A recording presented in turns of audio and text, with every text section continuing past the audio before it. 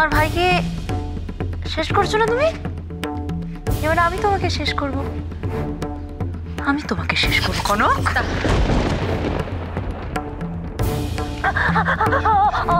আমাকে কনক মারতে চাইছে, শান্তনুকে আমাকে কনক মেরে ফেলতে চাইছে।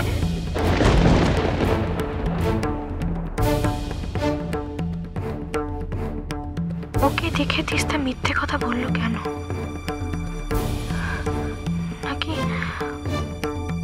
ও কি করছে নিজেই খেয়াল রাখতে পারছে না? মাথা খারাপ হয়ে গেলে কি কেউ এভাবে ঘুরিয়ে মিথ্যে কথা বলতে পারে? অন্য মতলব আছে, সবটাই নাটক। কি জানি, আজকের পর সব কেমন গুলিয়ে গেল।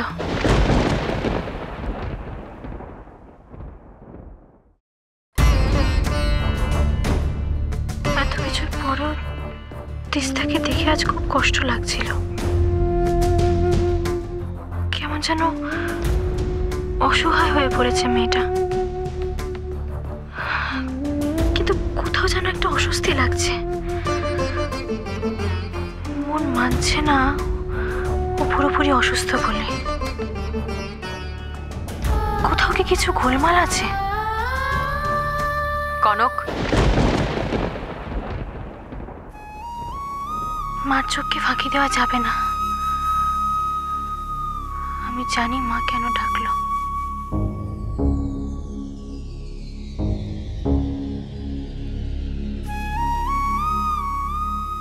কিছু বলবে মা?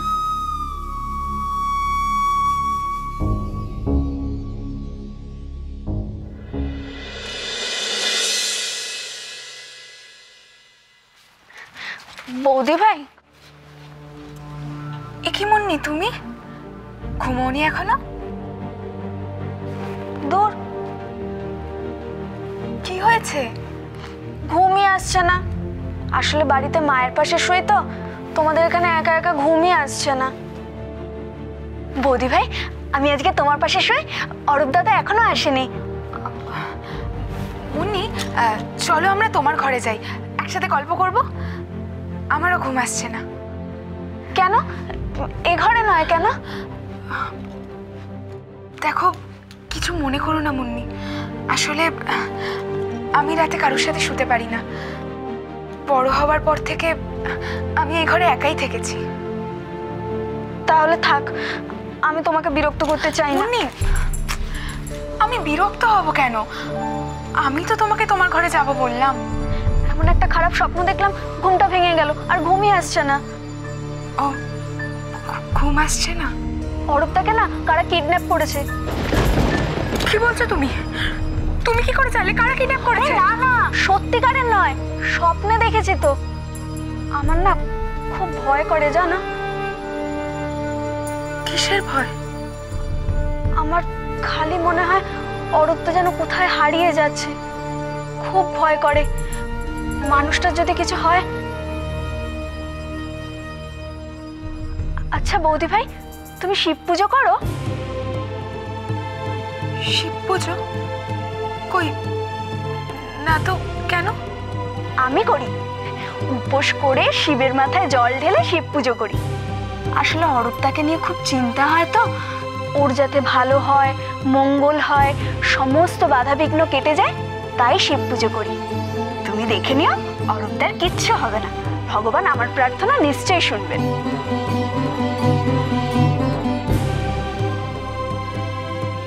তাই যেন হয় মুন্নি, তোমার কথা যেন ঠাকুর শোনেন। আমার কথা ঠাকুর কেন যে শোনেন না, উনি জানেন। কনক আপাত দৃষ্টিতে সব ঠিক মনে হলেও আমার মনে হচ্ছে কোথাও একটা গন্ডগোল হচ্ছে, আর যেটা তোমাদের ভবিষ্যতের জন্য ঠিক নয়। কি হয়েছে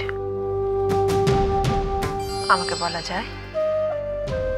যদি আমাকে বলা যায় তাহলে লুকিও না কনক। কারণ সেদিন তুমি আমার কাছ থেকে একটা কথা আড়াল করেছিলে। তোমার আমার উপর বিশ্বাস নেই মা? আছে, বিশ্বাস আছে কনক, কিন্তু তার সঙ্গেও যেটা আছে সেটা হলো দুশ্চিন্তা।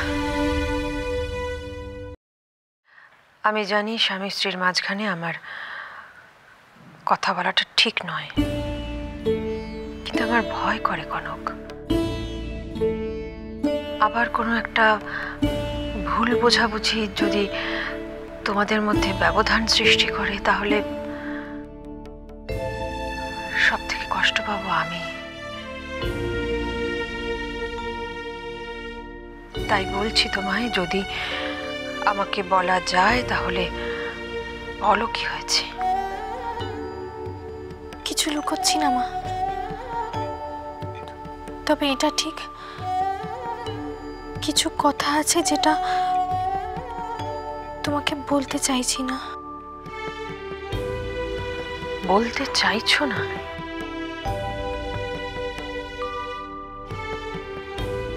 যেটা তোমাকে বলাটা শোভন নয়। যা বললে নিজের স্বামীর প্রতি অন্যায় করা হবে, শুধু সেইটুকুই গোপন করছি মা। তুমি যেমন এতদিন আমার উপর ভরসা করে এসেছো মা, এবার আর একটু ভরসা করো। কনক নিজের সলতে হয়ে যেমন সংসারকে আলো দিতে পারে, তেমনি তোমার দেয়া শিক্ষা কাজে লাগিয়ে নিজেকে বাঁচাতেও পারে। আমিও তাই চাই কনক, আর আমি এটা বিশ্বাস করি যে মেয়েরা চাইলে সব করতে পারে। শুধু বলবো, তুমি নিজের ক্ষতি হতে দিও না কনক। এর আগেও বহুবার বহু কষ্ট পেয়েছো। আগুনে পুড়বে না মা তোমার কনক, আজটুকুও লাগবে না এবার আমার গায়ে। সত্যের মুখোমুখি দাঁড়াবো আমি, দরকারে প্রতিবাদ করব। তুমি আমার গর্ব কনক, আমি জানি তুমি পারবে। কনক,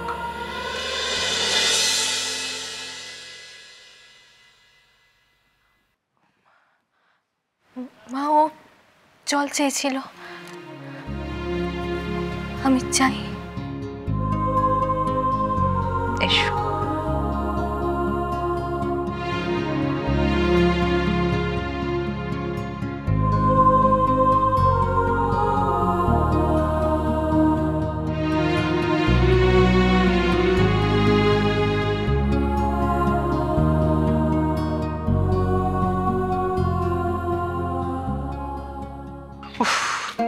এই কনকটা যে কি করে কে জানে, তখন থেকে ডেকে চলেছি, একটু সাড়াও দিচ্ছে না। হ্যাঁ, নিচে গিয়ে দেখবো ওই বাসনগুলো সব এখন মাজছে, সব কাজ নাকি উনি এগিয়ে রাখছে। এই স্টুপিডটাকে নিয়ে না আর পারাই গেল না।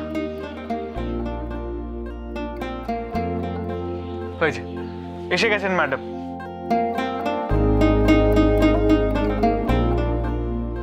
জল খাবে বলেছিলে, জল।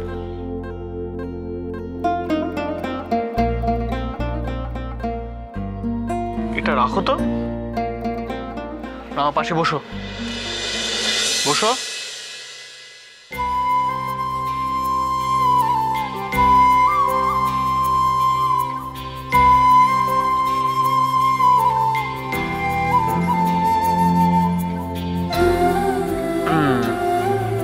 এবার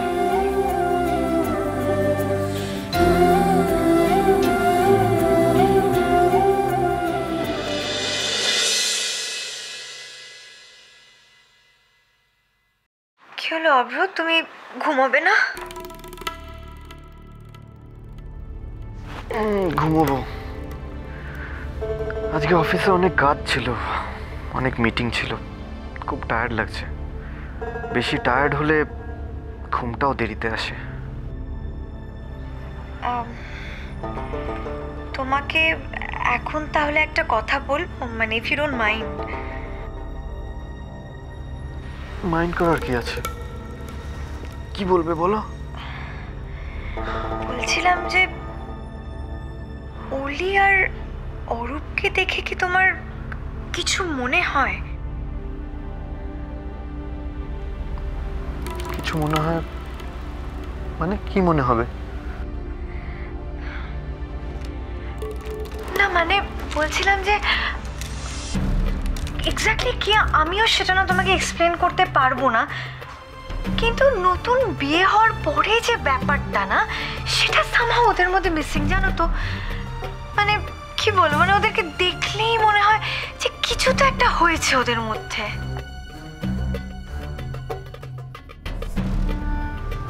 এই জিনিসটা যে আমি নোটিস করিনি সেটা বললে ভুল হবে,